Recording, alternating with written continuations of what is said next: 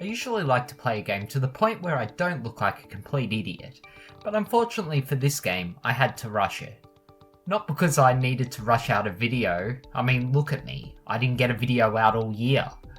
And not because I felt compelled to share my views about this game immediately, it was because this game just takes up too much space on my phone.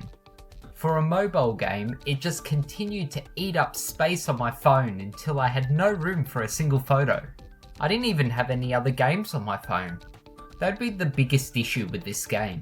There is just so much wasted space that it just isn't practical to play this game if you want your phone to be able to function in any other way. That alone means unless this game is a perfect game, I cannot fully recommend this game. Okay, let's start talking about the game itself. You start out by choosing between Yami and Kaiba. This is the character you'll begin with.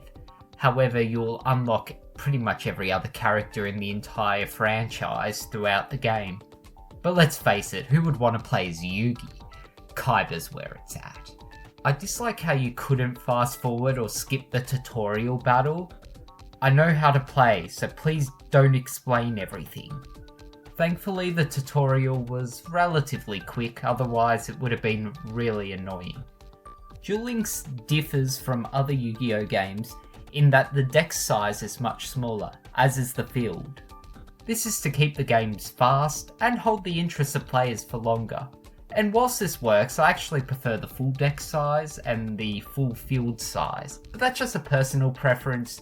It's nice that you can switch between worlds and play as the main characters from the original, GX, 5Ds, Dark Side of Dimensions, and I believe even Zexal now. The game handles well and it's quite fair as well.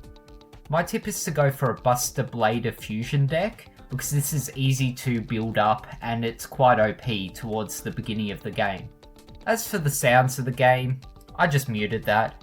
I could not deal with the music. They get the voice actors to voice the characters, which is quite nice, but unfortunately there are limited lines and it does get old pretty fast. But the good thing about this game is that you can listen to your own music while playing it. I mean, you could do that already with any other game, but it's much easier to do since it's a mobile. Well, except for the fact that there is no space on your phone because you have this game. Animation is plain, simple, but perfect for this type of game. Some key monsters are animated, which makes the perfect moment to signal, hey, you're fucked now, buddy. Overall, it is one of the nicest animated Yu-Gi-Oh games I've played so far, and it's perhaps the simplest.